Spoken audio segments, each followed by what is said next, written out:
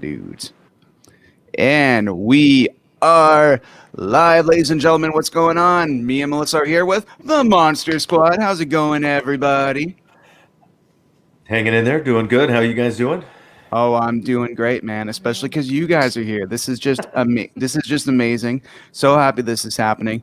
Um, Before we even begin talking about the past, we should talk a little bit about the future for those everyone just joining right now.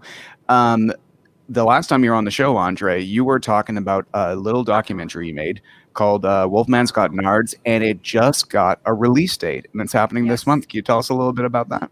Yeah, that did. We were kind of in the embargo of not being able to talk about a release date right when, last time we hung out on your show. But Yeah.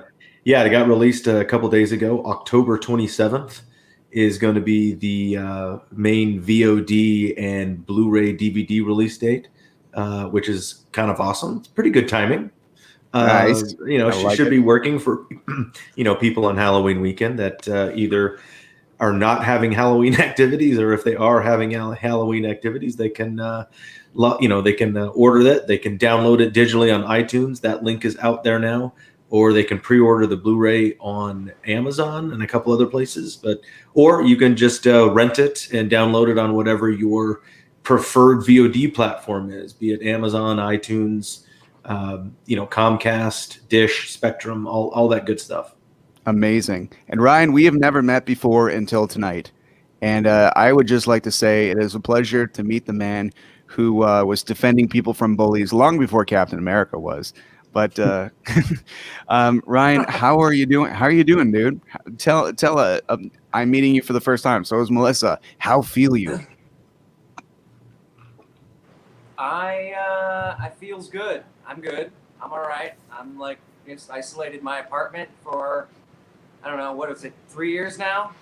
How long has this been going on? So Two and a half. I've lost all track of days and times. I can care less if it's Saturday or Tuesday. But I'm doing good. I'm doing well. I'm alone. I've got my little apartment downtown Los Angeles, and I've got movies and books, stacks of books to read. I'm writing a bunch now. Wine helps. I don't know. I'm doing okay. Amazing. Okay, boys. So, as we delve deep into the past, I would like to hear very much your first impressions of each other. So, Andre, what did you think of Mr. Ryan Lambert when you first met him? I don't know if what's funny is I didn't know Ryan until I think, what is it, 2-3 weeks before we started shooting. You and I ended up meeting at a party, and we're like, oh, it's you, and you're like, oh, it's you, and it's like, I think we're doing a movie together next month.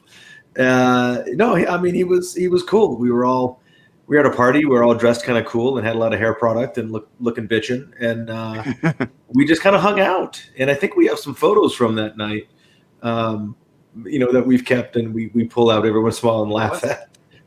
Nice. I think it was in, it's in that building at the top of the tower. No, it was at where the Hollywood Athletic Club is in the bottom now, that old kind of stone building across from Cat and the Fiddle. Oh, okay. Yeah, I think it was upstairs in that party space. Right. Yeah, and yeah, I mean, cool dude. I mean, he was fly. He was Mr. Cool, and I mean, I kind of was too, I think. Oh, for sure, Mister. But no, we just kind of hung out and became pals, and then we started working. What do you have to say about this, Ryan? Like, let's hear your interpretation of meeting of. I remember someone was. I just remember walking, I think, into like some party, and like someone was talking to me, and I was like, "Who is that? Who's talking?" And I was like, "Oh, hi down there. You're the leader of the Monster Squad? Okay." No, we were. I think we were like instantly pals because even like, while we were shooting, or even right beforehand, I had to like go off and do some training for learning how to use the bow and arrow properly.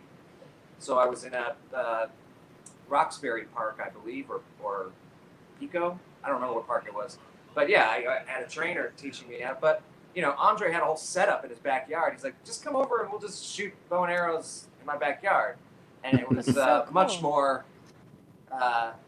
more efficient than the guy in the park, and it just felt more fun. So, I got to use the bow and arrow, and I got to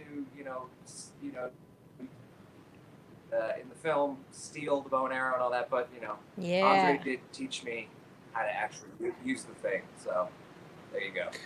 Well, And there I think that's a good thing because that guy in the park had nothing to do with the movie. It was just some random dude in the park, Ryan. So I don't know what you're hanging out with that guy for. I love the Amazing. scene I where just you're walked where up to you're. a guy and I was like, "Can you teach me how to use this?" Yeah. I love the scene where you're stealing the bow and arrow because it was like almost. It was just so like looking around and it was super like funny to see you amongst all those people out in the open when you stole it. I love as that we part.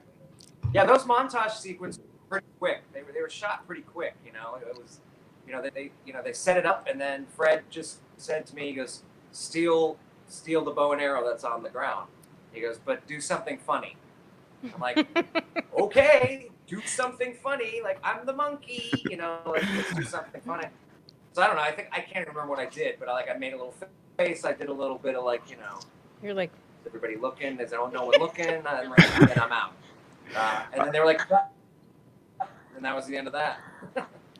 Okay, so gentlemen, Jonathan Hale Reynolds is saying, I literally just put on Monster Squad to watch this evening, and this live show popped up in my feed. Great way to kick off October. no. We agree. This is why we're doing it today. In fact, gentlemen, thank you very much for coming on the show today, because Montreal just went in another pseudo lockdown for 28 days where we're not supposed to hang out with our friends or loved ones in different. Ooh, So yeah.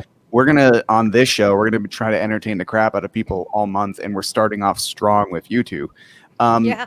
We have Wow. Melissa. Do you have a question for Ryan or Andre here as I get a clip ready? It's a question I've wondered. It's really random, but I want to know where was like the hair and makeup trailer when you guys were shooting at the big spooky house on Shadowbrick Road? Like, where's the base camp in that situation? Where was all that? I think Shadowbrook Roadhouse was on Universal backlot, I think. So base camp was like across the street from Shadowbrook Road. It's just one of those houses that is on the back lot because we kind of shot mostly on Warner Brothers main lot, Warner Brothers ranch lot, and a little bit at Universal. And yeah, I think that it was just I don't think those houses are even there anymore. I think they've replaced them with something else. But that was just sort of like a cul-de-sac or an enclave little setting of old cool style houses that you can dress up, just facades. And then the interior of that was all on a stage on a set. But yeah, that was that's the cool thing about movie magic is not everything's an actual practical location or set. And it just kind of funky. It's neat how they stitch it all together and make it look natural. But it fools a lot of people sometimes. But no, it's right there on the back lot, I think, of Universal, if I'm not mistaken.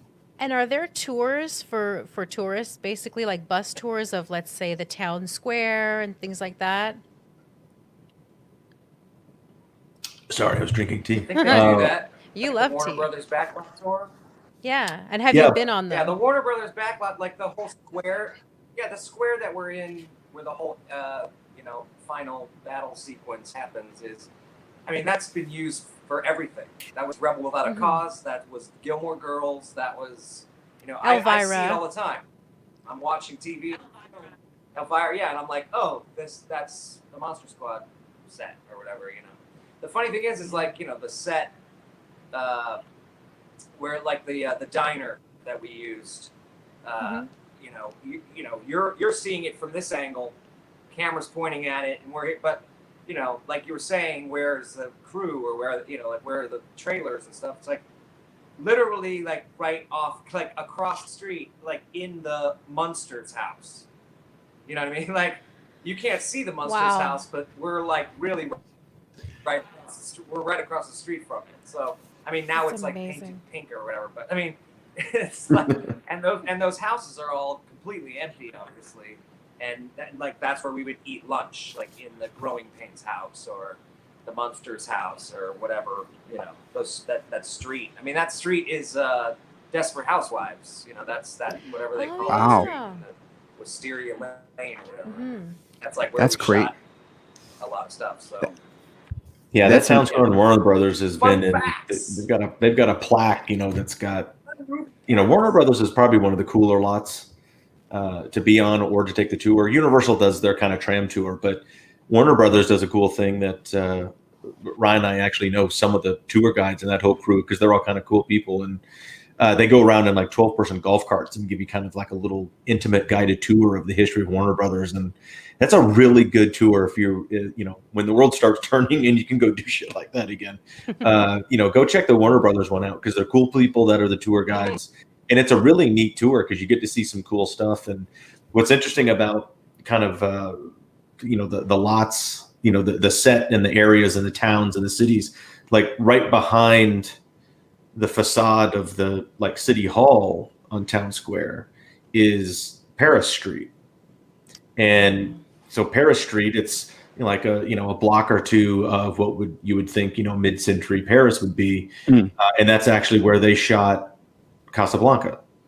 Wow. And then across from that window, when he comes out in Casablanca, when they're invading Paris and they're escaping, it's that little cafe where they shot La La Land, where she worked in the little bakery. So it's like it's all you never know what's right across the street from each other.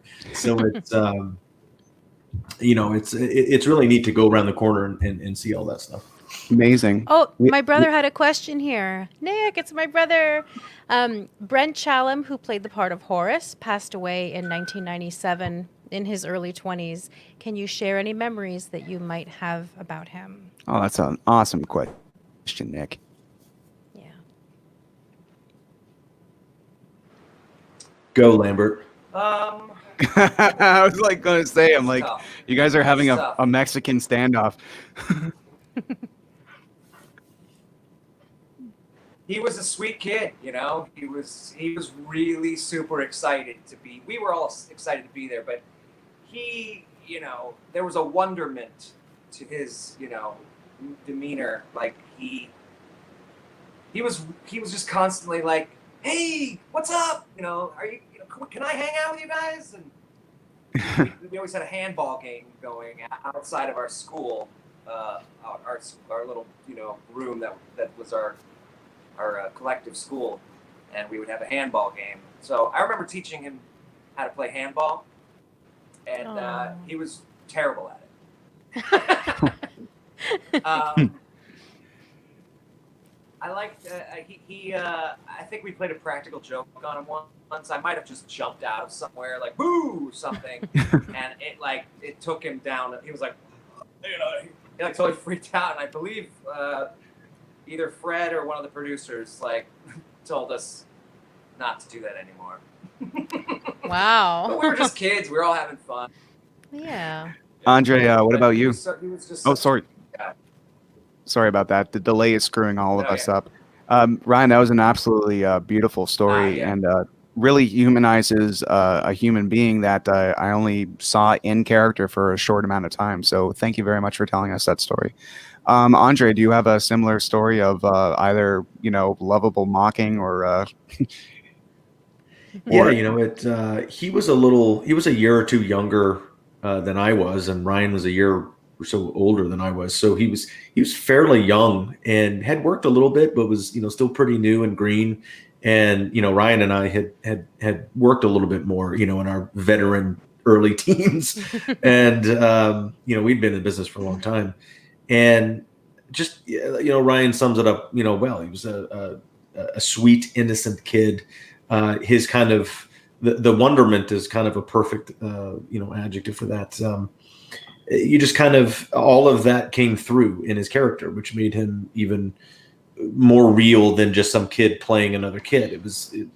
Brent was Horace, and it wasn't like there was no facade there really, or no kind of like mugging it up or trying to create something out of that's artifice or anything. It was all kind of real and natural, just came through them, and I think that's what really resonated with a lot of the fans that connected with Brent as Horace, and that's everybody's one of their favorite characters. That they're like, Horace is the badass, and Rudy's the cool kid, and Horace ends up being the badass.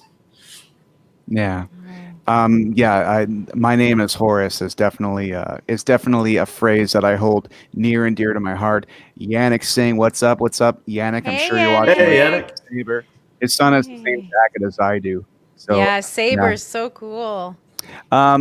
So there are so many people making comments and stuff like that. I would just want to. People are saying they're literally watching Monster Squad this exact moment. That's crazy. That's Oh, just we have that's Robert Elder who had a question as well. Tara, how does it feel to be a cult icon for so many of us 30-plus-year-olds? It's a loaded question. That's Ryan and I, we get a kick out of that because we talk about it, and we get to go to appearances or screenings or conventions, or just sitting around having a grilled cheese at our favorite diner. I don't know if we really. I think we understand it. I don't think we consider ourselves that, but we wear the badge proud because I think you would be doing a disservice not only to yourself, but kind of all the fans that have given you that badge, because it's because of them that you are, and not many people walking around on the planet get to say they're in that kind of in that realm or that club. It's a very small number. So I certainly appreciate it and respect what it is. And it's always kind of cool. It's you got to take what you can get. I wasn't a rock star, so it's that's always like the ultimate cool. I wasn't in bands and super bitching like Mr. Lambert, but holding something like this with Monster Squad and all those fans that 30 plus years later became this crazy thing that did not kind of peter out or die, and then has become like this amazing kind of army of fans out there that have just kind of held you up in this kind of respected esteem. I think that's pretty cool. amazing. Cool. What about you, Ryan? 30 plus years later, all us 30-year-olds that worship this movie, how does it feel after all these years? Well, I mean, I almost feel like it's a spoiler. Like, go watch the doc. That's what it's about. There you go. What the documentary is about, and you will see, our answers within that world of. It's just been, it's been so many years since it came out and tanked. So for us, we're like, I didn't have the VHS for years watching it. I never even thought about it. I'm like, I'm going to go off and play music, and I'm going to be in bands and stuff. And then eventually someone, it was Eric Vespi from,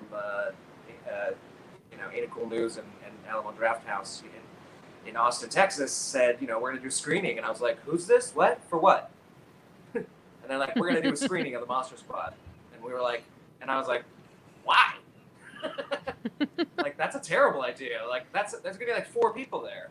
Well, we got there, and it was Easter weekend, I think, and there were 2 completely sold out screenings. And that was the first time after all these years where I was like, wait, what? Like, people still watch this shit? Like this is crazy. And I thought that was it. It was a one-off. For some reason in Austin, Texas, it's like a big thing, and no one else knows it. And then all of a sudden, it was just like kabam, and it was everywhere. And like we were going to conventions, and we were meeting people, and there were T-shirts, and people were dressed like us. And I was like, this is absolutely bonkers. So while you guys were all like growing up and watching it, and having the Laserdisc and the VHS, and wearing it out and stealing it from the video store, I literally had no idea any of that was happening. So. Wow. To have it like kind of hit you all at once was a little overwhelming. But now, like Andre said, like, we get it. I don't feel that way. Like, I'm a cult icon. Woohoo! But like, it does feel it's an interesting thing to have that happen to you much later in your life, and not have it like be this thing that gradually happened. Well, maybe it prevented you guys from being dicks. Like if the Monster Squad was a runaway hit and all of a sudden you're surrounded by wealth and cocaine at a fucking young age, you would have grown up to be pieces of crap who would never do our show. I've been banned since I was 14. Yeah, I've been traveling and playing bands since I was 14. So yeah, I know all that. Wow. Yeah, okay. We got some great clips. Everybody, keep asking your questions, and we will definitely get to them. But Ryan, aka Rudy, I pretty much have there's a scene that stands out in my life where I always wanted to be a cool kid because then I could do this for somebody else, and I find myself pretty much probably when I was younger being the kid on the floor as opposed to the kid that stopped the stopped the bullies. But I really want to watch this clip with you guys. And this is the world's first introduction to how cool Rudy was, and coming to the aid of Mr. Horse. Let's take a look at this classic clip that made everybody not only fall in love with Rudy the character, but the Monster Squad in general. And you guys weren't even a squad yet. All right, check it out.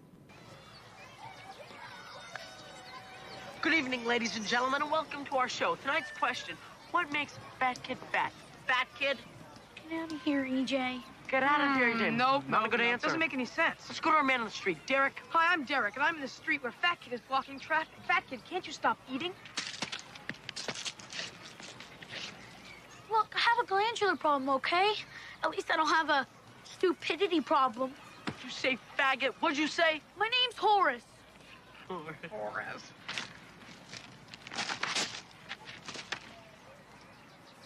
Oops. That's all right. I guess I must have a stupidity problem. What'd you say, faggot? What'd you say? Shit, you're an asshole.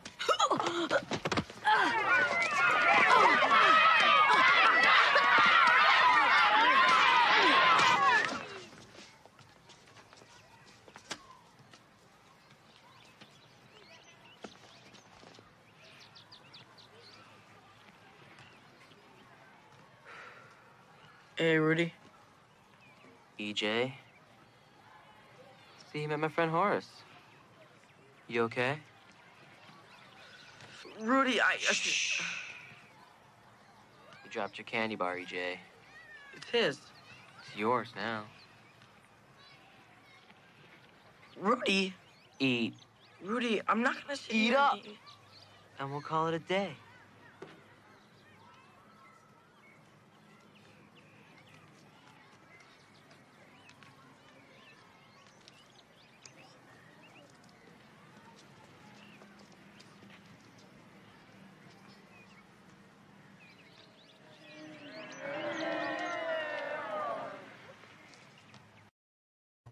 Love that satisfied Ugh. look he has on his face. And it's Yeah. funny in a post-pandemic world that eating that candy bar off the ground is 4,000 times more disgusting than it ever was in the 80s. Nick asks, what was Jason Hervey like on the set, and is he still attached to the Monster Squad at all? Well, I had known Jason for years, and then we all grew up kind of in the industry together, and even after Monster Squad, Ryan Lambert and Jason got super tight and hung out a ton, and we were all just pals because you're kind of around each other all the time. He's a great face on camera. He's a great presence in a scene, and he always plays great roles. And he's been off developing shows and producing stuff for the last 10 or 20 years. And I've seen him recently, once or twice, but I haven't seen him a ton. So he's just off, he's off, making shows and doing cool stuff. But cool kid. I grew up. When we were younger, I hung out with him a ton, and we would spend the weekend at each other's houses. And he lived on the west side, and I lived down the valley. And then Brian and Hervey, were pals for many years, and would drive around and hang out. So I'm sure you guys have some crazy stories. Ryan, so when you were filming that scene, Andre here has told me. What's the matter? You okay? Yes. Yes. What happened? What did I do? I teed it up. Gotcha. I teed it up for you, and you just went. Shh, Okay. I'm sorry for. I'm sorry, Rudy. I love it. Oh, Oh, I actually didn't miss that reference. The last time we interviewed Andre, he said Steve does count because my other brother Steve, Yeah. is this Steve does count, and I was like, oh, thank you. And my brother was like, you're not allowed to be in this family anymore for missing that reference. It's like, right. The reason why I'm bringing all this up is that Ryan, Andre has told us that you have a backstory for Rudy that you don't really see on screen, but you as an actor had a complete backstory of his methods and why he does what he does, why he stood up to Horace. For Horace, I would love to hear your interpretation of that scene. Yeah.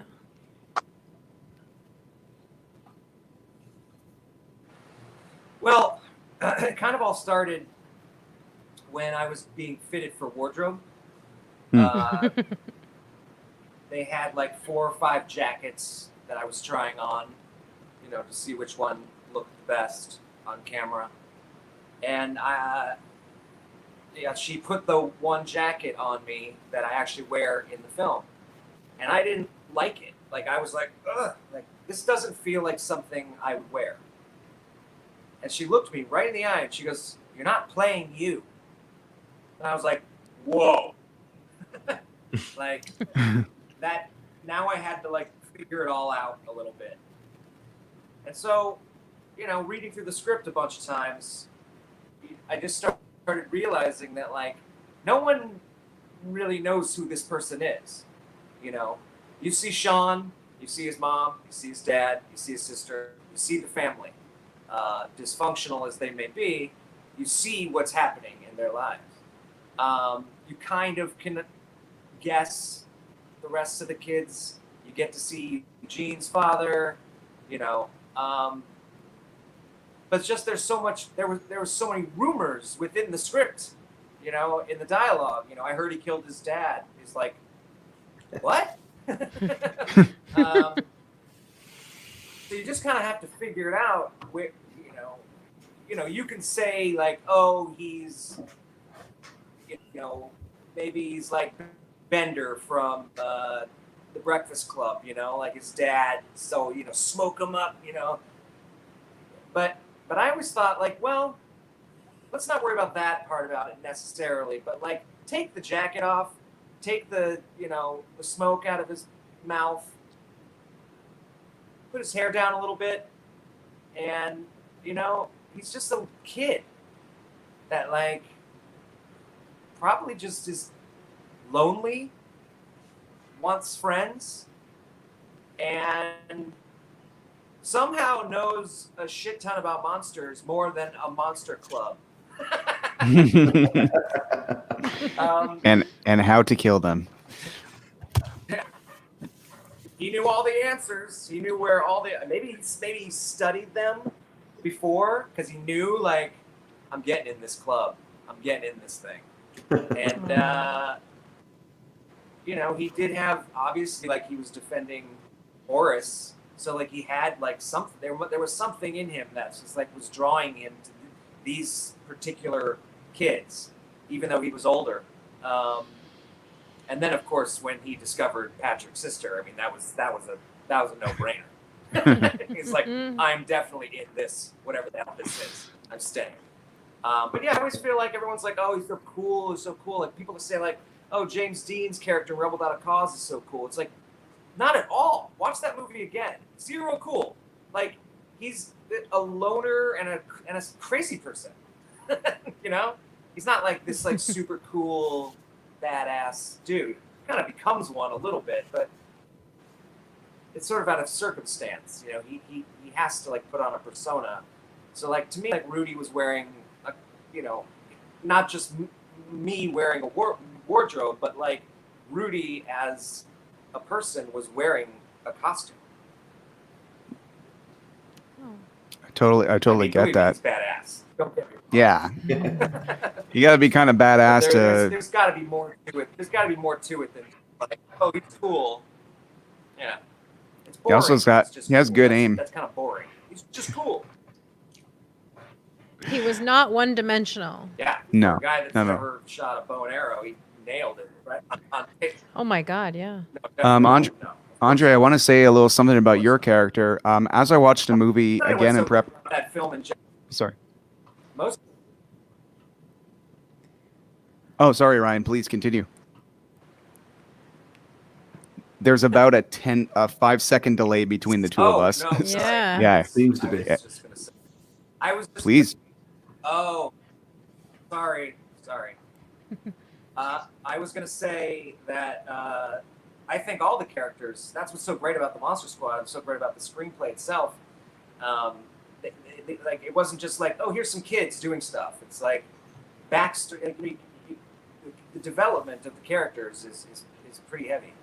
I mean, the whole just putting like an entire like wedge between a family in the middle of a monster invasion.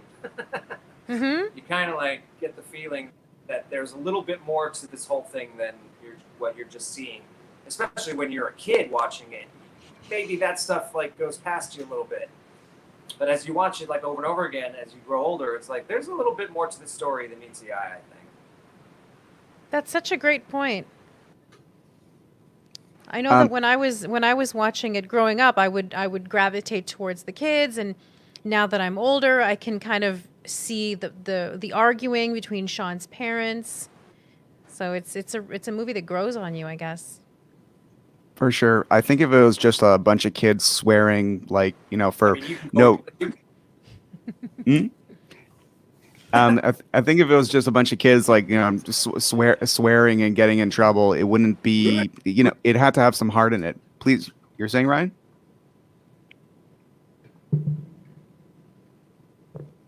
Rudy, if you notice, Rudy never, ever calls him fat kid. Nope. And he doesn't swear. Oh yeah. I think he We says say he's a goddamn dork. club. He says, yeah. That's Yeah. about it. But like, yeah, I don't consider that swearing, but yeah, I guess. But like, I mean, like really harsh stuff. Like, I mean, obviously, there are words that you cannot say these days, especially in film, but in life in general, like they've become bad words, and they've always been bad words. But in the '80s, that's what kids talked like. That's how they talked. As shitty as that sounds, that's just the way it was. By the way, Yannick's son, Saber, who's awesome, is asking if you smoked a real cigarette in that scene.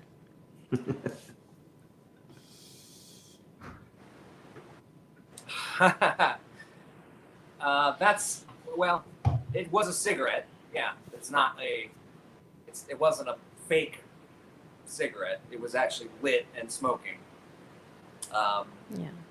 There's a little bit of a secret in there, but I'm gonna probably keep that to myself because the prop guy was an old man, and I'm sure, God bless him, he's probably not of this world anymore. But I don't want to like get him in trouble still.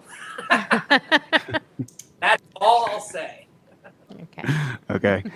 Hey, Andre, when I was rewatching this movie, I kind of realized that, nobody wants to be the leader, but somebody has to. And it seems that you've taken a lot of the traits that Sean did in real life, where you're like, well, I'm going to direct a film. and you got to kind of be the leader that no one wants to be, because you have to wrangle everybody together.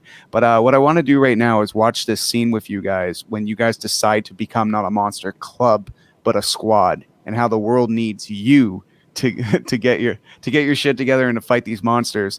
And I realize, I'm like, this is my favorite scene of Sean in the entire movie for sure, because it takes somebody has to light the match, and you definitely did it. So everybody on the internet right now, let's check out this classic scene where a club becomes a squad. Okay, we're all here. What's the deal? Yeah, what the hell's Monster Squad? It's us. We're the Monster Squad. Since when? Since now. What's a squad? It's like Miami Vice, I think. Look, I think there's monsters, like real ones. I heard my dad talking on the telephone to a guy down at the police station. There There was a guy screaming he was a werewolf, and they shot him. Then the body disappeared from the coroner van. The coroner guy was dead. So what? He got shot and a werewolf took his body? No, you peenhead, he was a werewolf. Maybe. But if they shot him... It must have been regular bullets, not silver ones. Look, I know this will sound pretty stupid, but a mummy disappeared from the museum tonight. Mummy came in my house. And you guys, Dracula might be here too. Oh man, fat kid farted. Can't you hold it? God damn it, would you shut up? Did you hear a word I said? The guys are dead. Get a clue? Something's out there and it's killing people. And if it's monsters, nobody's gonna do a thing about it but us. So what do we do? I think this book might be important. Look, it's Van Helsing's diary. My mom said they found an old house on Shadowbrook Road. But I can't read it. It's all in German. My sister takes German in high school. Sister doesn't speak German. All she does is hang around and let guys touch her tits. Sister wouldn't happen to live next door, would she? Yeah, so what? That girl's your sister? So what do you say? Are we Monster Squad? Or what?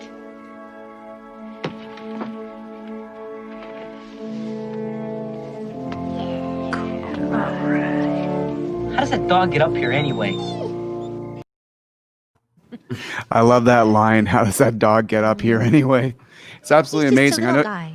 Thanks for enduring that, guys, because I know you've seen these clips probably a billion times, especially you, Andre, with your documentary. But everybody online, I just love. Every time I watch these clips, I feel the same way I did when I was a kid, where I'm like, there's something special happening in this movie, and the comedic timing. Just adding that line, how does that dog get up here anyway? Was that like an overdub, or was that like in script?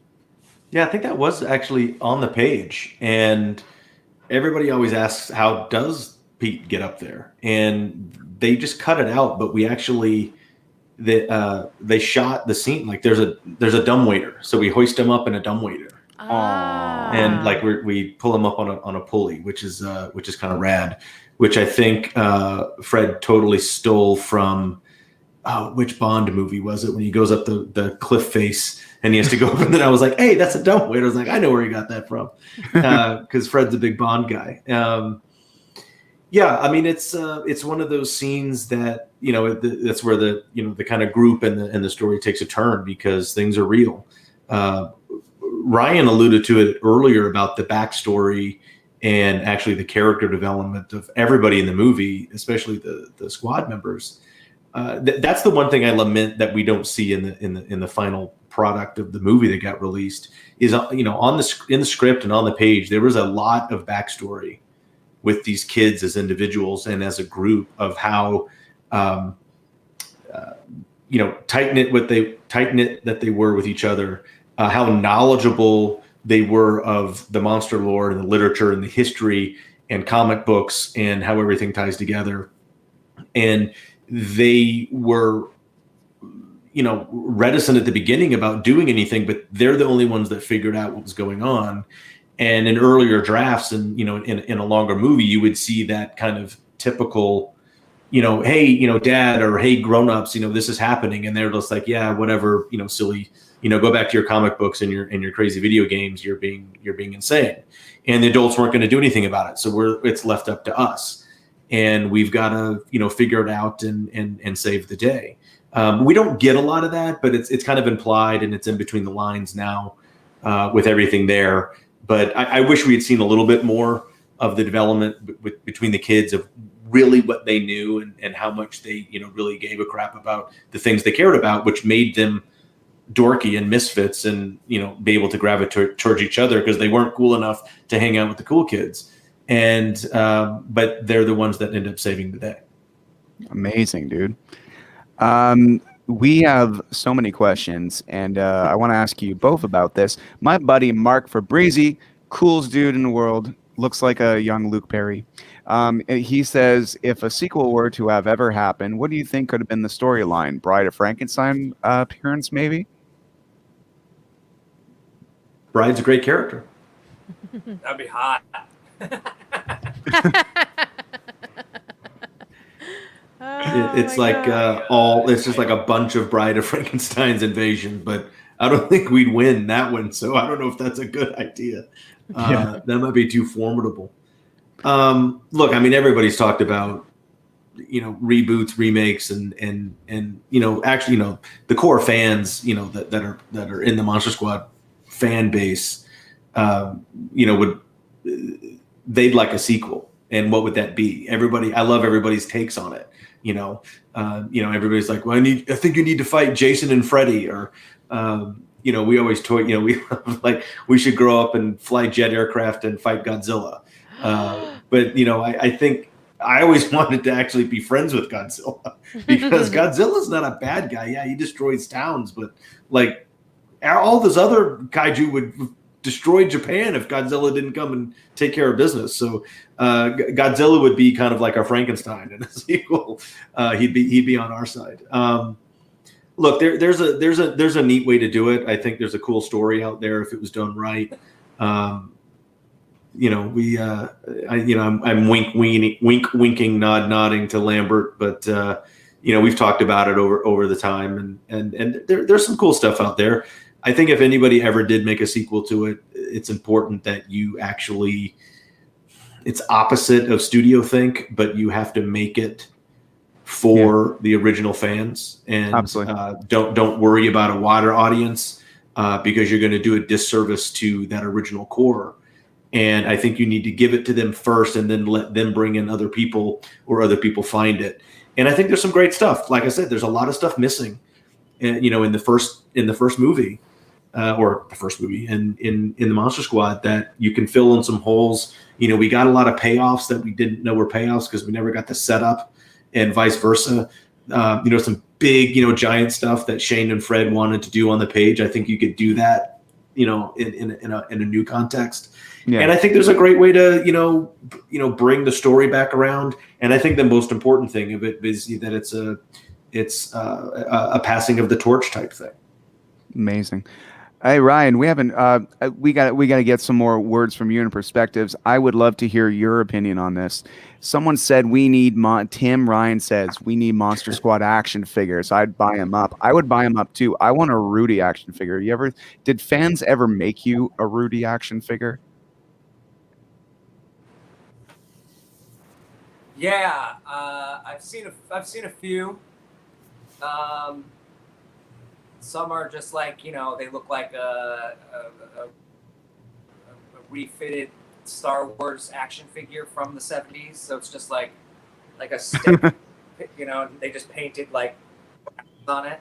And then like full blown, like in the package, like all buff with like, all the accessories, and off to the side, like there was a beer and a cigarette and a bow and arrow and a steak or whatever. And literally looks nothing like me, of course. But I think the coolest one was one time we were at a convention and someone brought up a 2-pack of Sean and Rudy Funko Pop. And I was like, whoa! I mean, literally, like they had it custom made. Funko Pop didn't do, run off Monster Squad Funkos, but like it literally looked no different than a regular Funko Pop. It was like the real deal. It was like, wow. And that was wow. I think you can see Funko Pop is online if you want to look at it. There's some pictures on my Instagram that I took, cool. So you can go on. Funko Pop should do it. I don't know why there's not a full really line. Cool. It's Spirit Halloween. Really cool. Amazing. So Nick Alianos, Melissa's brother, he was saying, are we ever closer? Yes, this is the answer to the last one and to Nick's question. Yeah, exactly. Yeah. So are there any closer to, has anyone ever brought up like a toy line or anything like that officially? Or is that all hush hush? I think there's two reasons that, no, it's not hush hush. I don't think there's not. Okay. I think there's kind of two kind of parallel answers here. One is no one makes action figures to movies that aren't successes. Okay. No one made, the Ishtar double action figure, yeah. So, I mean, they just didn't. And I wish. although that'd be kind of cool to have, I'd right? buy that in a second. I know you would. All right. But and the other thing is, I think some people would have, jumped in on, like a little niche thing or, a short run, especially in the last 10 or 12 years with this kind of resurgence. I think it's a rights issue. There's always been a rights question and a rights issue surrounding Monster Squad, including production and naming and title rights and merchandise rights. It's just no one really knows where that lies. Yeah. And there's even, sort of even to this day right now, with the current studio that says we own the rights to the Monster Squad, it's kind of a weird thing when other people say, okay, prove it. And so it's it's one of those weird things. But hopefully in the next year or two, there could be some movement on something with rights and clearances and things like that. I just think people have been, shied away or kind of, distanced from that mostly because of a rights thing. And then, like Lambert said, mainly because, you don't make action figures on a movie that didn't do well. I guess so, but sometimes they will make Funko Pops of cult classics and stuff. I mean, like I'm surprised actual Funko Pop, the company, has not reached out and done this because there's definitely an audience for it, and that's where I think the rights thing comes in. Okay. Apparently, there's a pro wrestler who's a Monster Squad fanatic, Matt Cardona. Yep. And he's a huge fan, and he knows a gentleman that makes custom figures from the movie. That is not surprising. I'm pals with Matt, who everybody knew on as Zack Ryder on WWE. Now he's with the other system and doing awesome. But Matt's awesome, and he's actually in the documentary. Amazing! Yeah, you'll be so happy. He was actually, the timing worked out because Ryan and I were in Orlando for a big convention, Spooky Empire. And Matt Cardona actually, lives in Orlando, and we had connected via social media.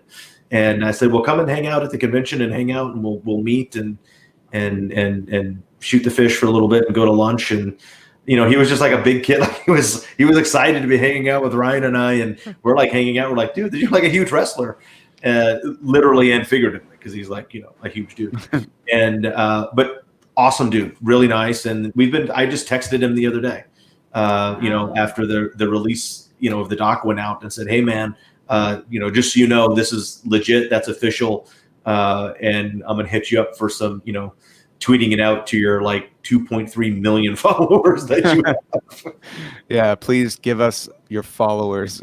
Maybe a toy line will happen if. Yeah, but he's a big collector. Like he's a big movie buff, and especially 80s stuff and collectibles. And he has like an unboxing show. Like he's insane. He's like he's always on the move, like doing stuff and collecting things, and it's pretty awesome. He's a really cool dude. Though. I'm glad he's a pal. All right. I want to bring this up and take a little shit, but the monster. Terror says the Monster Squad and the Goonies have many similarities. I've noticed both of them have the same mother.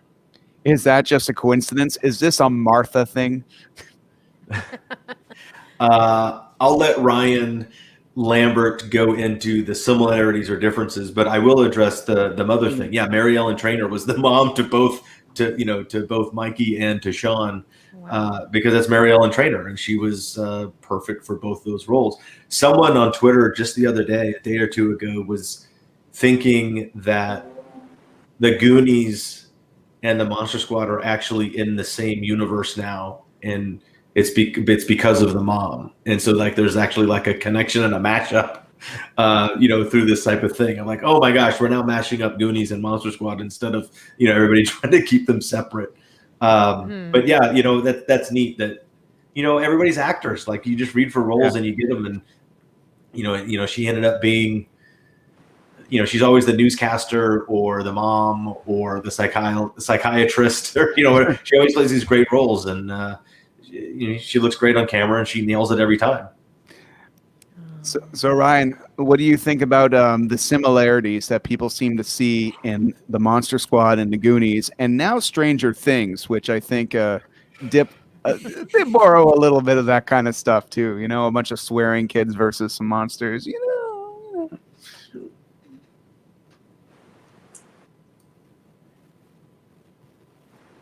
This delay is so strange. Okay. So,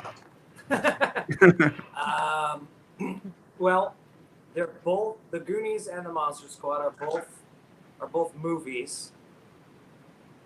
So there's that. Yeah. I guess there are kids in it, so that's pretty similar. The Goonies was like a bunch of misfit kids who went on a little weird adventure running away from an old lady and her two bumbling idiot sons. And I believe their goal was to find some sort of treasure so that they could save their town from becoming a golf course. I think I've got that right. The Monster Squad is about a group of kids who battle Dracula to save the world. So I don't know the similar. And the thing is, people always ask me who would win in a fight, the Goonies or the Monster Squad. And I'm Monster like, Squad. You mean like if they were fighting each other? Like why would they fight each other? They're both good guys, but it's an obvious answer. Like the Monster Squad would destroy those little shits. And, there's no way that they could. I mean, I guess we're outnumbered. We're outnumbered, maybe. But They would have them we eating magic chocolate on off our the side floor. now. Like we have like vortexes, and we could just go bye. Yeah. All right. Oh my, yeah. Everybody asks about like You know, the. like, if maybe if we teamed up and fought monsters, but they don't have. Yeah, they don't have the fighting skills we're fighting monsters here. We're physically killing creatures. And if we teamed up, they would just be standing behind us going, "Oh my god, what's happening?"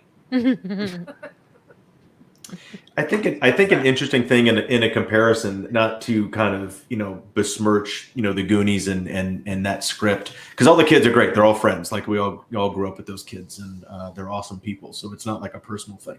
I was engaged in a conversation either on another podcast or something not too long ago about the difference in the way the kids actually treat each other and their kind of connection and bond. And it seems like everybody was in there, sort of in similar positions. But it was an interesting hot take if you separate how we view Horace and how they view Chunk. And it was an interesting conversation that someone was talking about, that it's actually like the truffle shuffle.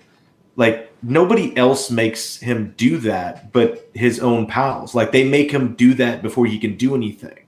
Yeah. And they get off and they giggle and they laugh because he's funny. And I think Chunk, played by Jeff Cohen, who's now a very successful entertainment attorney, and doesn't look like none of us look like we do as kids, but. It was kind of interesting. This person was kind of drilling down into the fact that they didn't really treat Chunk well. Like they didn't have his back. Like there was like, you can't do that until we make fun of you and then you can come inside or something. I was like, that's not really kind of like, yeah, we call Horace fat kid, but we're the only ones that can do that and get away with it. Because he's in our group and in our squad, or that becomes a squad. And I thought it was an interesting take. So I'll leave it up to fans and listeners and followers to run with that. Not that we're trying to compare and contrast or make us better than the other thing, but I think it was a little more authentic from the kids' point of view and the group dynamic that we had, perhaps than they maybe came across in their script. Me and my best friend Jason, who is he is my Patrick to myself, Sean. Definitely, we were the two, and then my buddy Marco is definitely the Rudy of that group. Jason just had a kid this year, just a few months ago, and his name's Grayson, and Melissa and I are his godkids and stuff like that. So years from Godparents, now, yeah, godparents. So years from now, he can watch this broadcast and he could be like, "Hey, my godparents are kind of cool." Yeah, because they talk to cool absolutely. people. So we, I don't want to keep you guys all night because Andre, I know you have something else after this. I'm good for a while. Let's right, keep having fun for a little bit. Excellent. All right. So, here's a good question. Tammy Coleman saying, in the church part where Ryan bumps into Andre, did he really hurt him?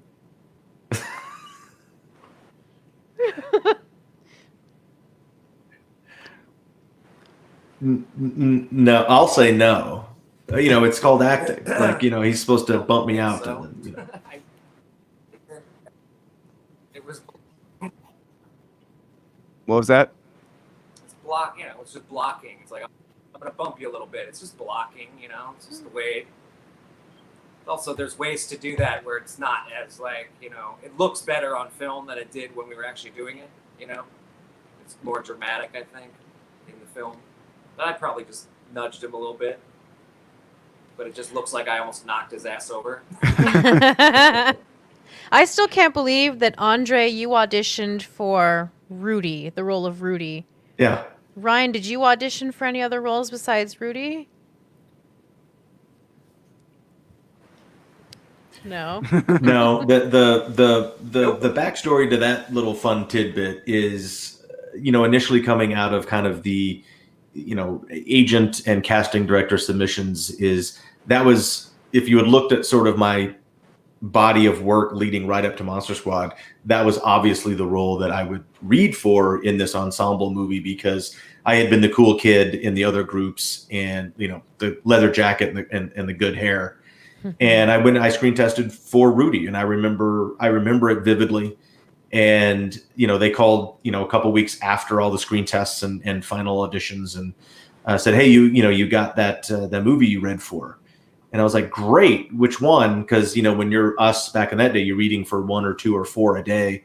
And they're like, "No, the Monster Squad, that monster movie." I was like, "Awesome." And they're like, "Yeah, but you didn't get the role that you auditioned for." And that's usually a terrible thing to hear, because it usually means a shittier role, right? Yeah. It usually means something small. You're And I was Horace. like, "Oh, I got cast as Derek or something." And, which would have been fine. But they said, "No, you got the lead." I was like, "No, I wanted to be Rudy." But look, You got this great role named EJ. That's Great right. role. You come in, make a presence. I you get to eat a lot.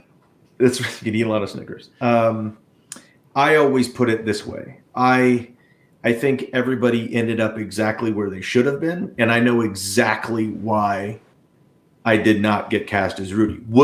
Could I have played Rudy? Sure. Would I have been okay at it?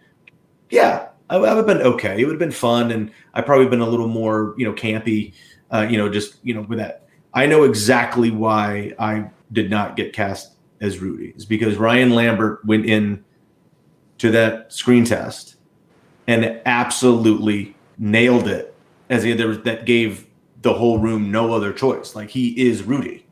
And I we've talked about it for years, and I know the story behind it, but that's exactly why he's Rudy, because he walked in there and absolutely hammered it and gave them no other choice, for Rudy.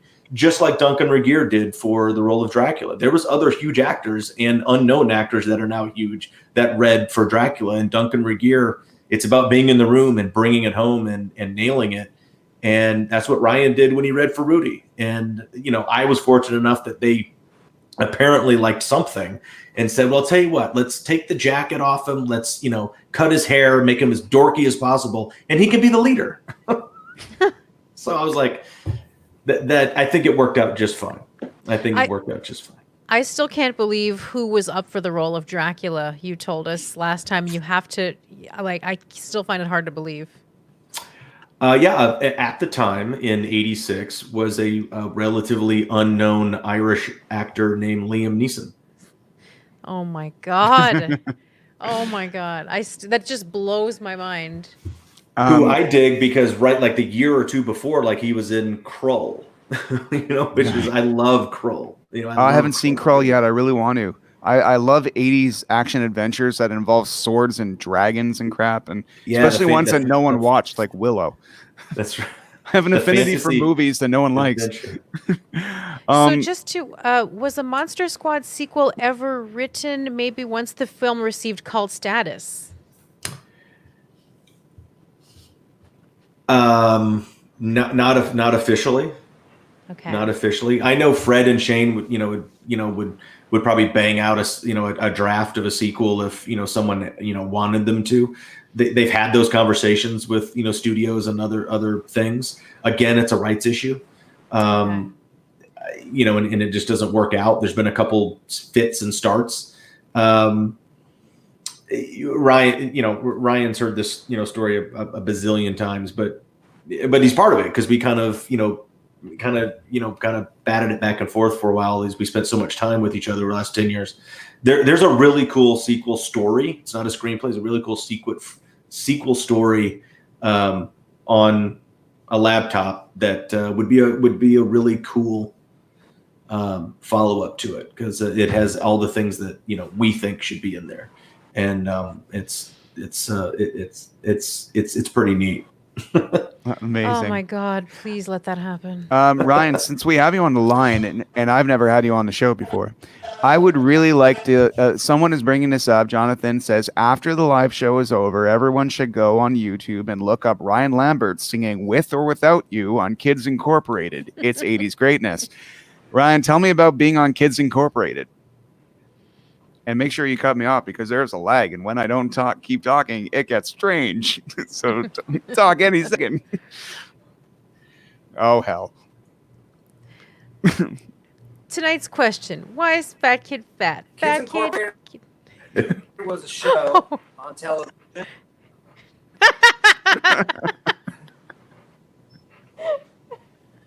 Sorry. I'm sorry. Kids Incorporated. It's a thing. Kids Incorporated was a show. I was on it. Sure, go on YouTube and check it out. Good stuff. Make fun of Okay. it all you want. I don't care. I don't think it's making fun. I'll show you some videos of me singing yesterday. I'm pretty sure they're hilarious. It's something we have to bring up, and it's a little bit of an animosity between the two of you, agreeing about the factual statement of how many monsters Rudy in fact killed in this movie. Now, Yes. yeah, let us talk about the confirmed kills, Ryan and Andre. So Ryan, you say 5, and Andre, you are shaking your head in dismay. Like you're the 4. You said confirmed. Okay, confirmed kills. Let us view said kills in this clip, and we and the audience will decide tonight once and for all how many monsters got popped by Rudy that night. Here we go.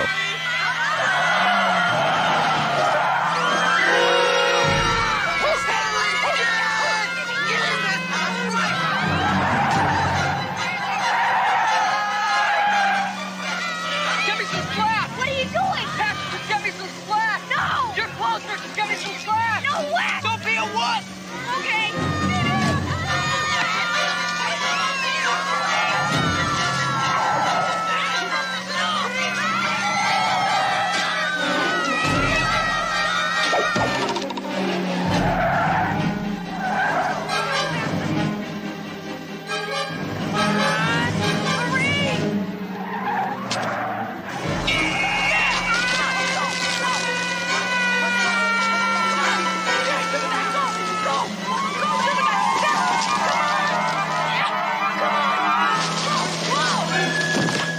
See you later, Band-Aid breath.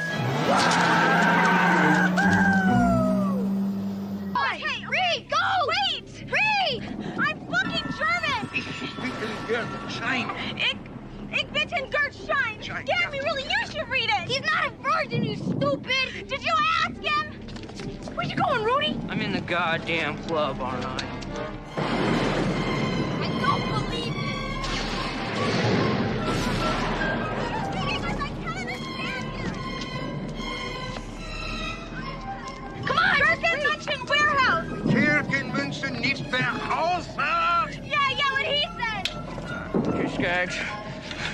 come and get it. I don't believe this.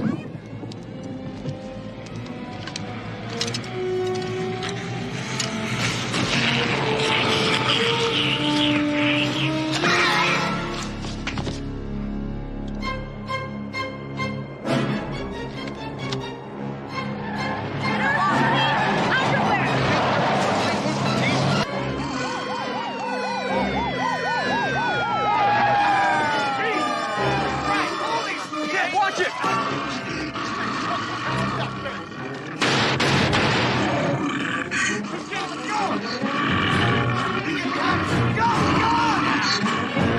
Are you absolutely sure that she is?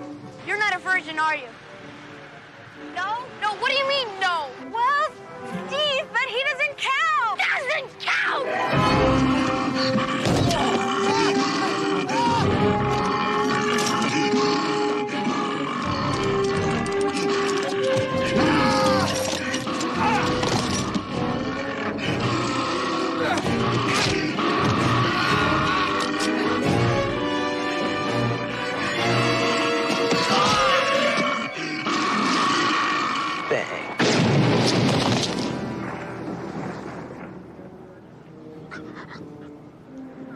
God. Thank you. Told you. Only one way to kill a werewolf. He killed Uncle Rico. Okay, gentlemen, so let's do the tally and let's get the reasoning. Andre, why do you think there is only 4 monsters dead, considering there were 3 brides? Let's hear your opinion first. It's all semantics, and we'll go with the journalistic credo. You said confirmed. If it's confirmed, it's 4. There's a 5th implied kill, but it's implied. It's we don't see it. It could have, something else could have happened. Look, I mean, 4 is not enough. Come on, Rudy. Ryan, your retaliation.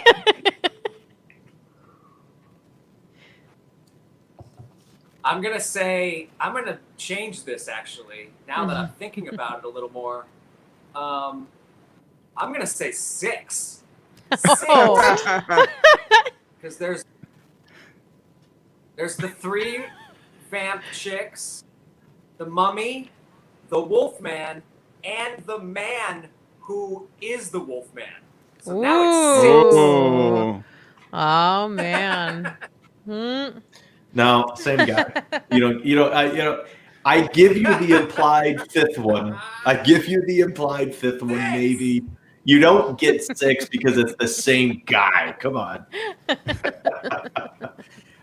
Nick, yes, Patrick did help. He made business. Wolfman, he's the man. I killed the man. But you didn't shoot him twice. Oh my God! See, this is what we do all. I always give him grief because he got to kill all of them. Well, I think everybody in the Monster Squad helped out a little bit because Horace shot the Gill Man from Creature of the Black Lagoon. Phoebe let go, so she killed Frankenstein right there. I mean, if she was a stronger child, Frankenstein would still be with us. Let's just. Good Lord! Oh my God! She didn't kill Frankenstein. He went into the other world. Tenderly. I know. Right now. And then Sean got the granddaddy, the head vampire. So yeah, it's a good kill. You were dragged in your high tops across the street and managed to kill not Liam Neeson very successfully. Gentlemen, this has been absolutely amazing today. I hope you guys have just a little bit more time because we do have a lot more other questions coming in. Yeah, and there are so many people that this movie is beloved to everybody who sees it, especially maybe not everybody saw it, but they saw it eventually. And the ones that do, I always gravitated to the fact that all my friends didn't see it. And it was that kind of that great secret that I could show them, like that cool band. If everybody liked this band, it was cooler to like this band. And I know that Ryan, you're not only a music fan, but you're a musician. What kind of bands were you both listening to, or music listening to, while you were young teenagers on the set of the Monster Squad? What were your favorite bands back then? Oh, I'll go first and make it quick because I was much lamer. Oh, shit. Much more lame. At that time it was 86, 87. I loved kind of 80s radio, but we were fortunate enough to also live in LA. So we had the initial, we got some radio play from New Wave, like from K-Rock. And so, I loved New Wave type stuff too. Duran Duran, The Cure, Depeche Mode. Ooh. On top of all, Michael Jackson and, Paula Abdul and all the other fun stuff that was on the radio. So we got exposed to, to a lot of it. Ryan Lambert is much cooler because his music knowledge is vast and much more cool. And, he was listening to cooler music at that time. So I'll let him take it from there. I think that's good music, though. I like that music too. Yeah, I listen to it to this day, I still listen to almost every genre of music there is. My dad is sort of an aficionado of 50s and 60s and 70s rock and soul. So there was constantly records spinning in our house, being introduced to everything you can possibly imagine. But when I finally, grew up and discovered my own, identity as a music lover, I really gravitated towards a lot of like early 80s Los Angeles punk rock bands.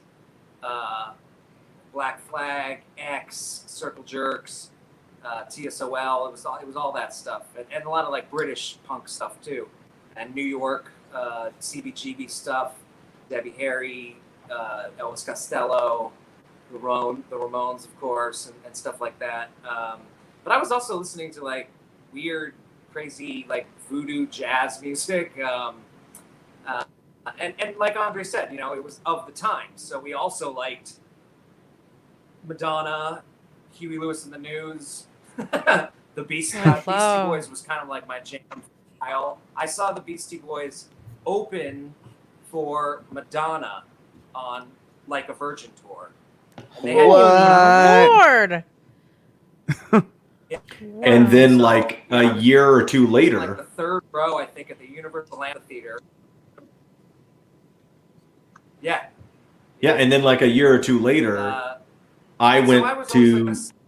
Oh Jesus! Oh no! Sorry, I'm stepping on him, but he's going to okay. say It's the the same fucking thing. it's the fucking internet. It's okay. The Beastie Boys had a dual concert with Run DMC.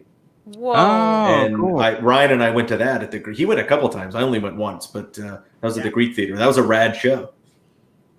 That's amazing. Didn't you edit a DMC? Ryan edited a DMC collaboration with the local band Slaves on Dope. Yeah, Slaves on Dope did a collaboration with Daryl because he put out an EP full of 4 of his original songs, and Slaves on Dope were one of them. And I co-directed a music video called "Coming Like a Rhino." So yeah, that's rad. That was fun. And then we went up to Jersey to celebrate Free Record Store Day weekend with Daryl in 3 different places. Went to Staten Island and 2 places in Jersey. It was a lovely weekend.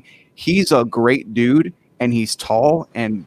Lord, the gun show on him, man. He is a fit individual.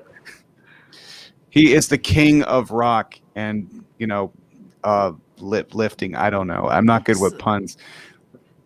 You're saying, Melissa, say something to these.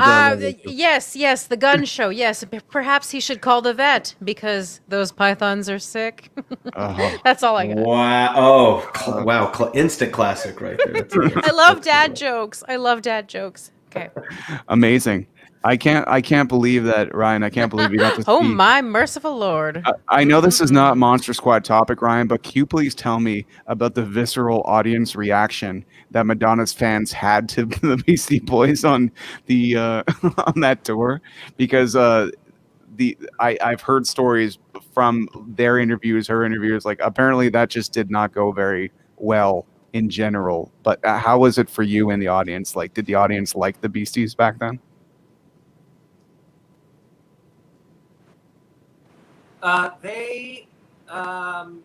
No one even knew what was about to happen. They just came out and did their thing. They were drinking beer and spitting it all over like 12-year-old girls dressed as Madonna. And it was very unsettling, for sure. I know that a lot of mothers and fathers that brought their children to see Madonna, who in her own right was like this sexual being rolling around on stage in a wedding dress. So there was that anyway going on. But after the show, you go outside and there's like the merch booth, whatever. And I believe I'm probably the only one that bought the Beastie Boys shirt.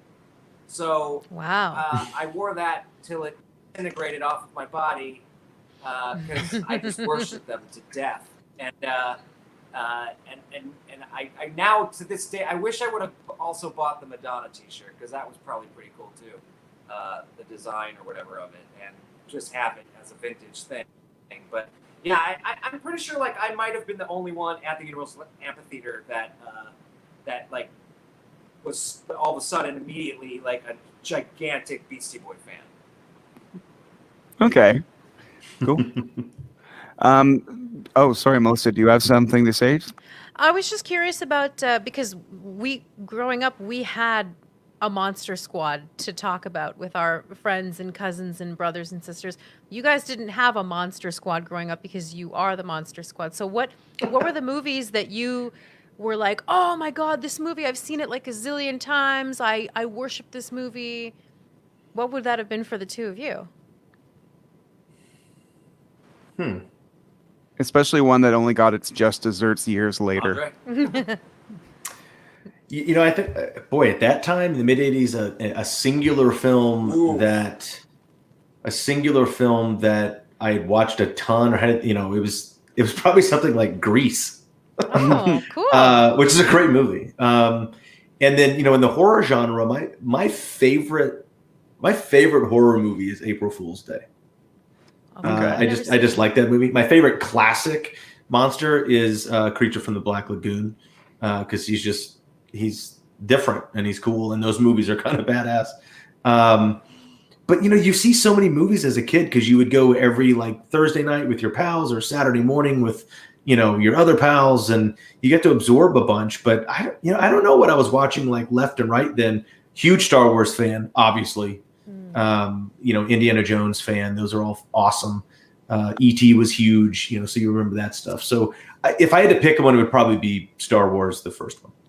Excellent. Nice. And Ryan, tell us, what movies were you loving back in the day? Like, what was your Monster Squad?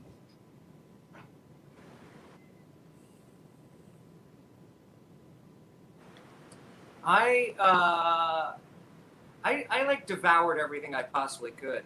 I was a big TV head as well. So, and I was like one of those kids that sat there and watched PBS, and I worshipped Doctor Who when I was a kid. Oh. Scooby-Doo was amazing. All those like Hanna-Barbera stuff. Obviously Star Wars. Star Wars came out when I was 6. They made that movie for me. I had all the action figures and all that stuff. A little bit later, obviously, all the Spielberg stuff. Indiana Jones, obviously, was huge. I mean, people like, these things became like these iconic things, and Indiana Jones, Star Wars, E.T. But like when we were kids and they were making them and we would go see them, it wasn't like how it is today, where it's like we had never seen anything like this before. Like nothing had ever looked like that on screen. So we couldn't believe what we were seeing. It was amazing. Now kids are like, I'm going to go see the Avengers, and yay, that was good, I guess. We were like, what the fuck is this? This is insanity. And Star Wars was like, even my dad, who took me, was like, oh my God, what are we watching? This is crazy. So it was a little more like magical and a wondrous thing when we were kids. So It's those so things really true. stick with you. Yeah. Yeah. That's a good point. Nick's bringing up something very cool. Both Melissa and Nick had a cop father when they were young. Yeah. John is still with us, of course, but he was a police detective back in the day. So Stephen Mocht was great in the movie. He played both a very believable detective as well as a very believable father. Any thoughts about him? I always thought he was just such a very deep and kind of heavy, skilled actor, because he is. And I never met him before. I'd never seen anything he'd been in, leading up to actually playing his son in a movie and him playing my father. But he was really just, a tough, good actor and deep. If that's that's probably the only thing I can describe, because he's good. He's good at what he does. He knows what he's doing. And he was a veteran. He'd worked a ton. Just because I didn't see what he did didn't mean he wasn't doing good stuff. And but he was also a father at the time. So, he knew how to treat kids and be that father figure, but also, be a professional around. And then he and I kind of clicked, I think, because I really like the couple scenes that we have together. Oh, yeah. I think the father-son stuff is interesting. But yeah, he really plays that. And again, this is something that we don't quite get enough of in the movie, that how worn out this relationship is and how stressed out these parents are, in dealing with these kids. And, they have this fight, but we only see like 20 seconds of the fight. Like they shot like a 10-minute fight scene, and it was supposed to be featured more, but we only see it, through my perspective. But a lot of people don't catch, later on in the movie, after, they fought and he has to leave and he's not holding up his end of the agreement, because some weird shit's happening in the town, and he's burnt out, and he's scruffy, and he's like, I can't, this is the last thing I need right now is, a werewolf, or a mummy disappearing. And, he's not believing any of it. And like, no one does. And he's like, what the hell? But a lot of people don't catch that fight wasn't their first fight. That fight was actually supposed to be their last fight.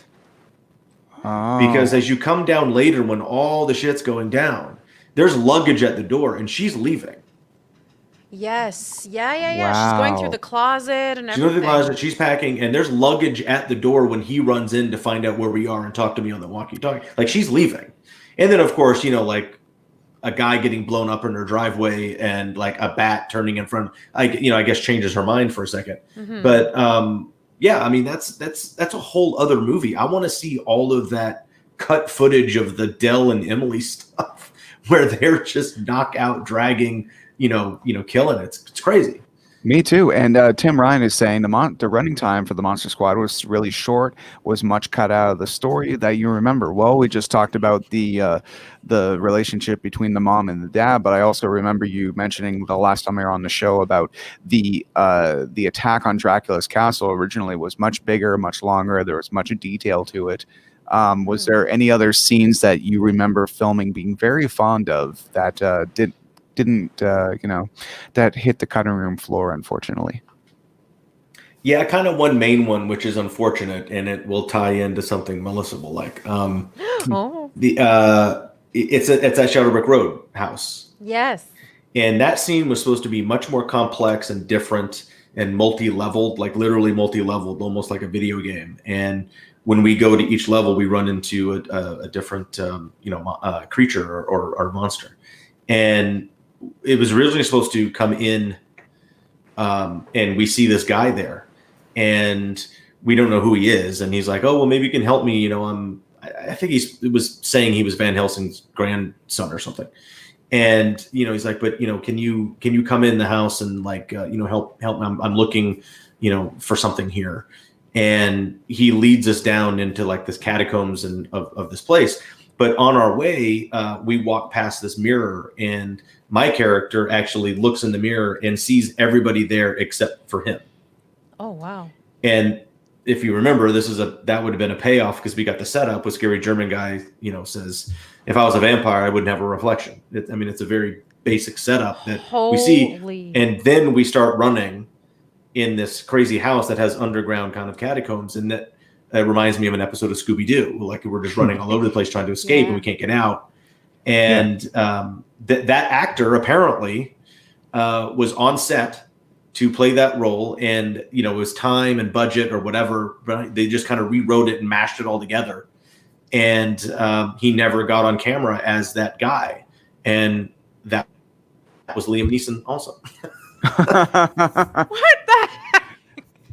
So we almost had a Liam Neeson in a cut. That's kind of funny. That reminds me of Trauma Studios, Trauma Entertainment. We're going to make a movie called The First Turn On, and some young pop star, some young singer showed up to play the role, and the other guy who was making the movie said, she doesn't really fit the bill for her grandfather, but she's like, guys, I'm going to be a really big deal, and she a grandmother, and they're like, nah, but she's not right for the role, and that turned out to be Madonna. So Trauma Entertainment would have had like a DVD that could have said starring Madonna, but no.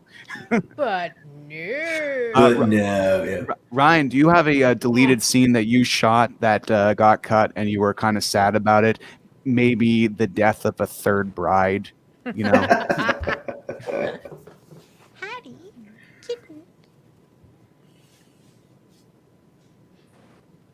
There is more to a scene where I put my arm around Lisa Fuller, Patrick's sister, after all the madness is over.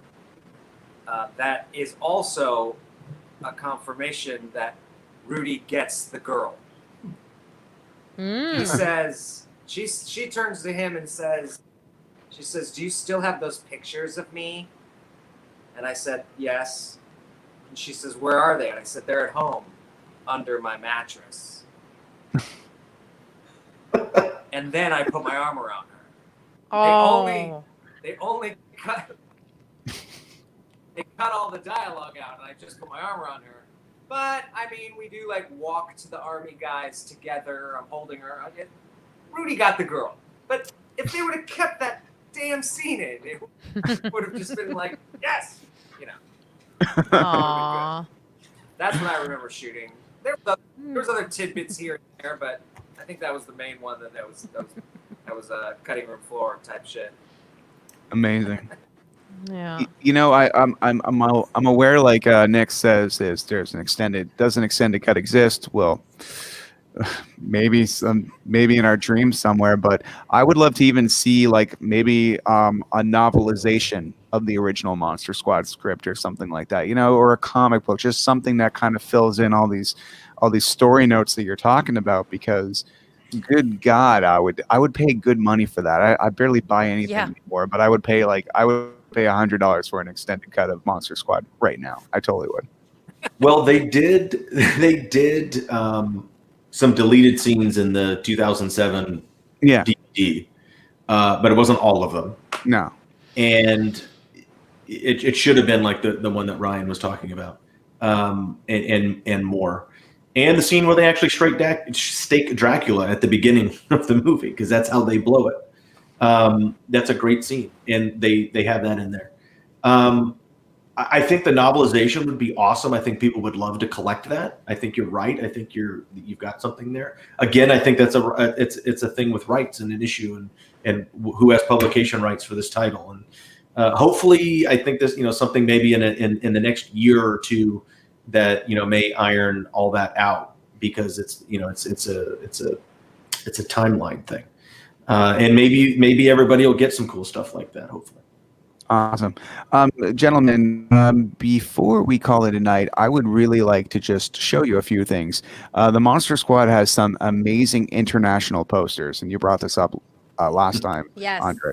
I would just like to take a few, and I would like to hear your comments on them as the stars of the movie and you are being depicted in said posters.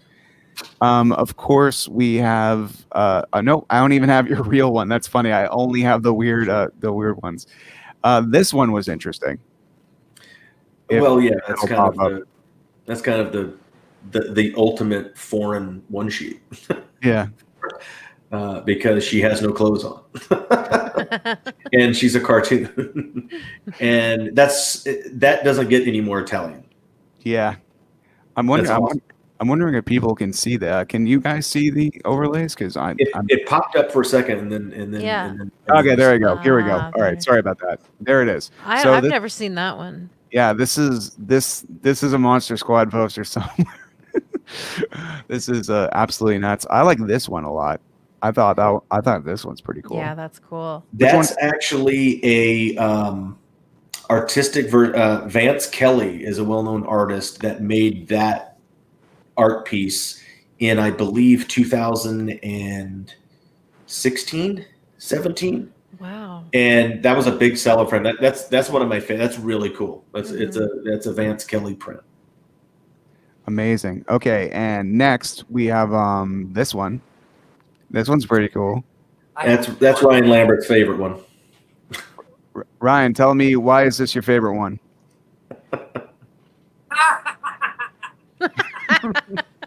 The Monster Squad, starring young Hilary Swank.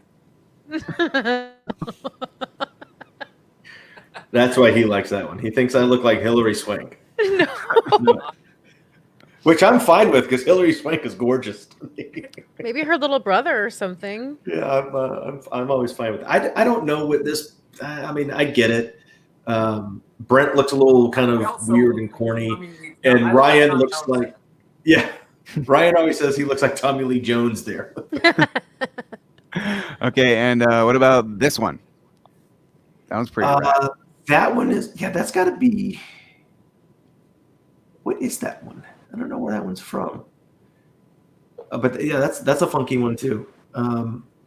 Between all the international one sheets and some of the like the Japan and Korean one are just really neat, very very of the era, and the European ones, the Spanish one's pretty bitchin'. That's the German, or that's the Dutch or the German one. Monster Bus, of course. That's so cool. Which one's this one? I thought this was awesome. That's Spain. That one's a really neat poster. Yeah, Spain or Mexico. I think it's Spain.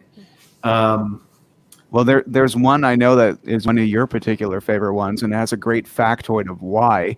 And I saved this one for last. Andre, tell everybody why this is your favorite Monster Squad poster. Well, I think it should be. That's the Australian one sheet, and it's the only one that has the hero of the movie on it. It's the only one that has Phoebe. Aww. It's true. People forget that Phoebe's the actual hero of the movie because, if she didn't read from that book, no matter how many 5 or 4 confirmed kills that Ryan had got there, they wouldn't have really gone anywhere without Dracula being sucked into that hole. So that's right. So, and it's actually kind of a cool poster. Also, it's got some movement and some design. What was that, Ryan? 6. 6 confirmed kills. No, 4. He killed the werewolf and Uncle Rico from Napoleon Dynamite. That's it. We didn't start a new thing here. Damn it! Don't reinforce this. This is not good. Now I have to deal with this. Everybody, you have to remember that the actor who played Uncle Rico in the Monster Squad, the werewolf. Dynamite. The werewolf in the Monster Squad was played by Uncle Rico in Napoleon Dynamite. So I'm sure that a lot of you don't know that factoid. Andre, you told us that last time. And Melissa and I, when we do the dishes every now and then, we're like, can you believe the werewolf's Uncle Rico? I know, right? Like, it's crazy. Oh my God, that just blew my mind too. I never even knew. John Grease, who's probably one of the best character actors ever, is also, my favorite thing he did is Laszlo in Real Genius, but he's also an ex-agency pal of Liam Neeson in Taken. Oh my God. Do you think Liam Neeson is like do you tied think to this? Liam Neeson is bitter about his experience on Monster Squad, where they're like, hey, Mr. Neeson, I heard you're almost on Monster Squad. Monster Squad, you say? Huh? I waited on that set all day for them. I was supposed to play a man who was invisible in the mirror, but they didn't seem to have pretty time good. for me. That's a good Neeson. That's why there thank you. needs to be a sequel. People will lose their minds for it, and then if Liam Neeson Starring shows up, like, Liam Neeson. no, as like his Dracula's brother or something, and then he says something like, "You never could handle this properly," or it's something. No, And no, I know. real fans will know. I know what happens. Liam Neeson's daughter gets taken by Dracula, and he gets a phone call. He doesn't have a particular set of skills. Amazing. Guys, this has been absolutely awesome. I believe we had a time frame, and I really want to I really want to respect that timeline and not wear out a welcome, so you guys will come back on the show one day. Guys, thank you so much for coming on. This is a crazy time in the world, and I think we all need something to look forward to and have some fun. And thank you for having fun with us and everyone else who is commenting. This is all about us tonight, Monster Squad fans. So thank you very much for this. Yeah, well, thanks for having us and me again. I appreciate it. We'll come on anytime. It's fun to hang out and chat, and everybody stay safe and stay well, and we'll all get to hang out again soon. But we're going to take you up on that. You have to understand, if you say that, we are going to take you up on that. Oh, that's totally fine. That's fine. I love it. I mean, I can't wait for you guys to see the doc. When Wolfman's Got Nards comes out. Where and when? That's so VOD and Blu-ray DVD actual release date is October 27th in US and Canada. So amazing. In shape. And but right now you can actually pre-order the Blu-ray on Amazon and a couple other places along with the DVD. The iTunes pre-order link just went live yesterday if you're a digital download type person. So you can pre-order all that now, and it's waiting for you on the 27th, and you'll be the first people to get it. Or you can wait till the 27th and purchase or rent on any of your VOD platforms, whether it's Dish Network or Spectrum or Comcast or whatever your cable services or Telus. And so I can't wait for you guys to finally see it, because we've talked about it twice. Yeah. Maybe we'll come back on after you do get to see it. We can talk about another movie. Yeah. Please, I could talk Monster Squad day and night, and really with the new platform, it's all about these amazing people who are watching, commenting. It's all about them. And one of the amazing people watching is a gentleman who's bigger and handsomer than me, named Nick Gallianos, and it's his birthday in a few days. So originally, this broadcast, I'm going to say right now, was if we did it last week, we would have celebrated Melissa's birthday. And if we did it next week, we would have celebrated Nick's birthday. So happy birthday to the Gallianos children. Yeah, absolutely. Happy birthday. Oh, thank you. Yeah, happy birthday in advance, Nick. Amazing. With that, as we go, everybody, we're going to play a trailer for Wolfman's Got Nards, coming out for the first time in a long time. Hold on, I'll give you, here's a little treat. Ready? Yeah. Happy birthday to you. Happy birthday to you. Happy birthday, dear Melissa. Happy birthday to you.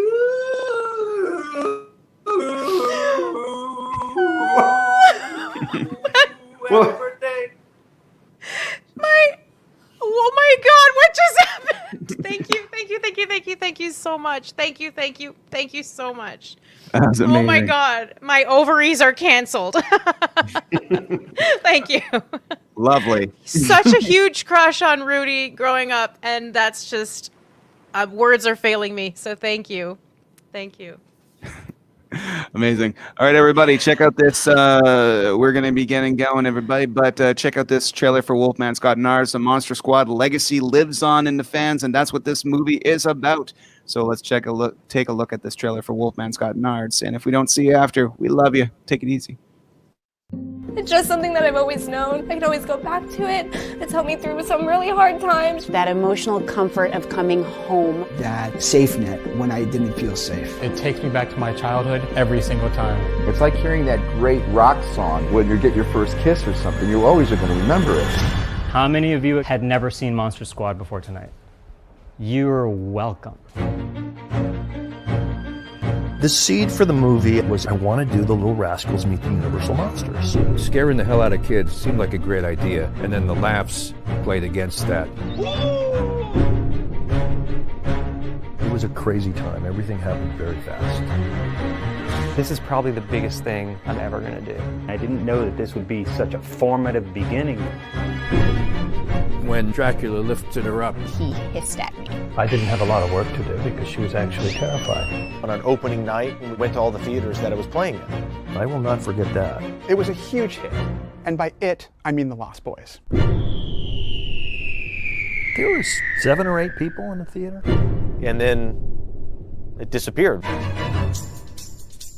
I never got the sense that this movie was finding a new audience or that its original audience were enjoying it again.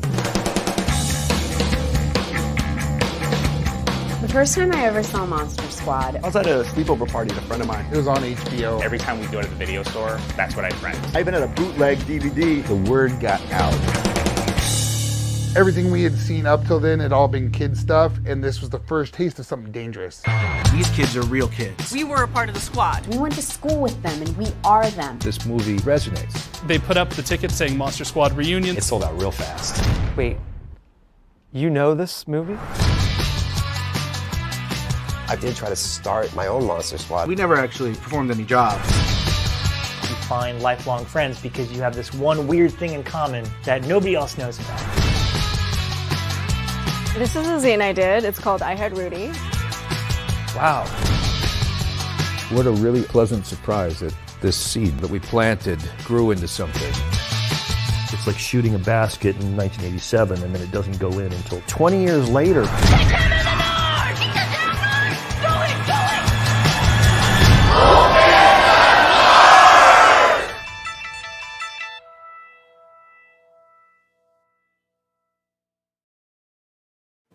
Amazing. Everybody check out that movie Yes. at the end of the month. Make Yes. sure. And hey, buying is voting, remember. So, yeah, you can maybe, if you're crapped, you have your websites, but seriously, go to VOD and stuff like that because the people who worked hard on this movie for years and stuff like that, your purchases matter. So support great art such as this, and I look forward to figuring out how VOD works, just so I can make sure that I give this movie its just desserts. Just right before we go, Ryan, do you have anything to say to your fans that have followed you all these years and dig your stuff?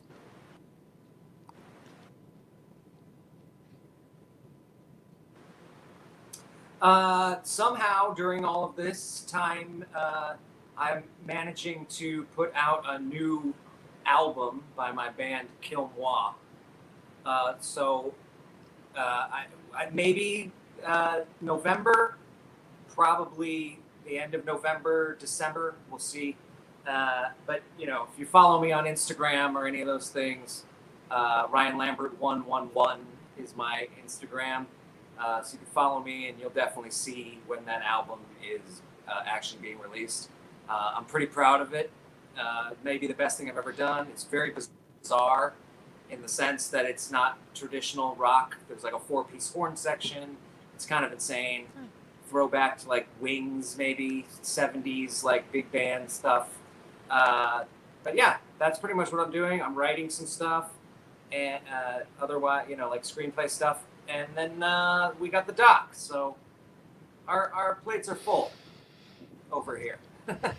Amazing. And Andre, something you want to say to the fans or where people can check you out online and stuff like that and make this sweet.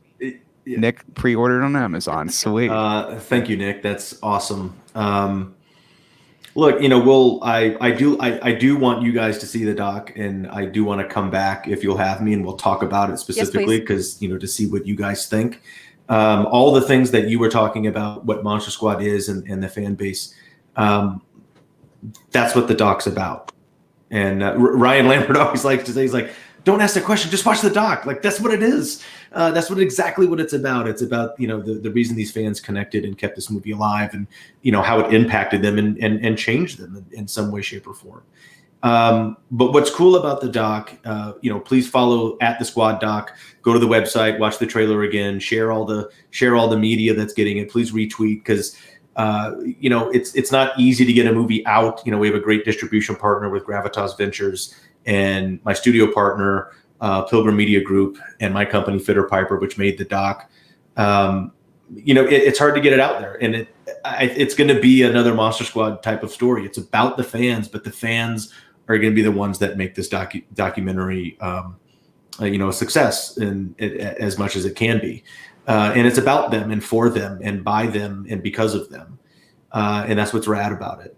So please follow that and, tell a friend, retweet, post, whatever you can to get the exposure out. That's the shameless ask and the shameless plug, because a handful of people put a lot of work into this, and there was no way I could have done it myself.